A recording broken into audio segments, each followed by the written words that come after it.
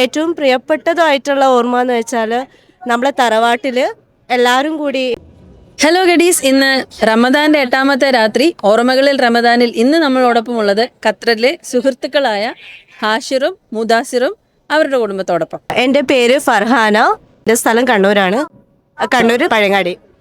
അപ്പോൾ എനിക്ക് ഈ നോമ്പ് എന്ന് പറയുമ്പോൾ, റംസാൻ എന്ന് പറയുമ്പം ഏറ്റവും ഓർമ്മ വരുന്നത്, ഫസ്റ്റായിട്ട് ഓർമ്മ വരുന്നതും ഏറ്റവും പ്രിയപ്പെട്ടതായിട്ടുള്ള ഓർമ്മ എന്ന് വെച്ചാൽ നമ്മളെ തറവാട്ടിൽ എല്ലാവരും കൂടി, ഇപ്പോൾ കസിൻസും അങ്ങനെ കുറേ ആൾക്കാർ കൂടിയിട്ട് നമ്മൾ നോമ്പ് തുറക്കാൻ വേണ്ടി ഓരോ വീട്ടിൽ നിന്നും ഓരോ എന്താ പറയുക ഐറ്റംസ് ഉണ്ടാക്കി കൊണ്ടുവന്ന് എല്ലാവരും കൂടി ഒരുമിച്ചിട്ട് നോമ്പ് തുറക്കുന്നതാണ് എനിക്ക് ഏറ്റവും ഇപ്പോൾ ആലോചിക്കുമ്പോൾ ഏറ്റവും കൂടുതൽ ഓർമ്മ വരുന്നത്. എൻ്റെ പേര് ഹാഷിർ, സ്വന്തം നാട് കോഴിക്കോടാണ്.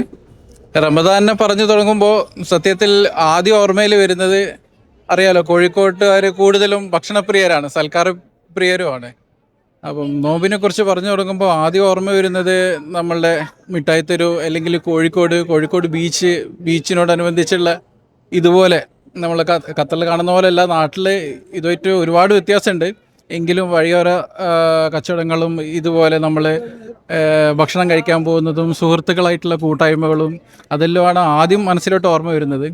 എങ്കിലും എടുത്തു പറയുകയാണെങ്കിൽ സത്യത്തിൽ മനസ്സിലാദ്യം ഓർമ്മ വരുന്നത് പള്ളിയിൽ നമ്മൾ പൊതുവേ ഈ നോമ്പ് തുറയോടനുബന്ധിച്ചിട്ട് ബിരിയാണി ഉണ്ടാക്കും. ബിരിയാണി ഉണ്ടാക്കി കഴിഞ്ഞാൽ എല്ലാവരും കൂടെ ഒരുമിച്ച് അത് പാക്ക് ചെയ്യുന്നതും വിളമ്പുന്നതും പിന്നെ അത് പാക്ക് ചെയ്യുന്നതും, അത് സത്യത്തിൽ ഒരുപാട് പേര് നിന്നിട്ടുള്ള ഓരോ പ്രോസസ്സാണ്. ഒരാൾ പാക്ക് ചെയ്യും, ഒരാൾ വിളമ്പും, അങ്ങനെ ലാസ്റ്റ് ആൾ എത്തുമ്പോഴേക്കും അത് കംപ്ലീറ്റ് ആവും.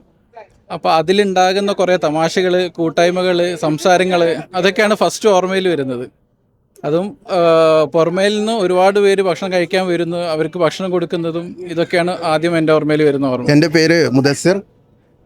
ഞാൻ കണ്ണൂർ പഴയങ്ങാടി എന്ന് പറഞ്ഞ സ്ഥലത്താണ് എൻ്റെ വീട്.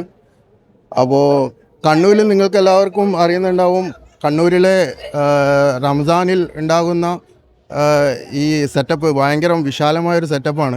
അപ്പോൾ നമ്മൾ ചെറിയ പ്രായത്തിൽ നമുക്കവിടെ പോകാനുള്ള ഒരു ബുദ്ധിമുട്ടുണ്ട്. കാരണം നമ്മൾ പഴയങ്ങാടിയിൽ നിന്ന് കണ്ണൂരേക്ക് ഏകദേശം 20-25 കിലോമീറ്റർ ഉണ്ട്. അപ്പോൾ ആ കാലത്ത് എൻ്റെ വൈഫിൻ്റെ ബ്രദറാണ് ഇടയ്ക്ക് വന്നിട്ട് എന്നെ പിക്ക് ചെയ്തിട്ട് നമ്മൾ കണ്ണൂരേക്ക് പോകുന്നതും ആ സമയത്ത് അവിടെ പോയിട്ട് ചിലവഴിക്കുന്ന ആ നിമിഷങ്ങളൊക്കെ വളരെ രീതിയിലാണ് ഞാൻ ഓർക്കുന്നത്. അപ്പം അതൊരു വലിയൊരു അനുഭവമാണ്.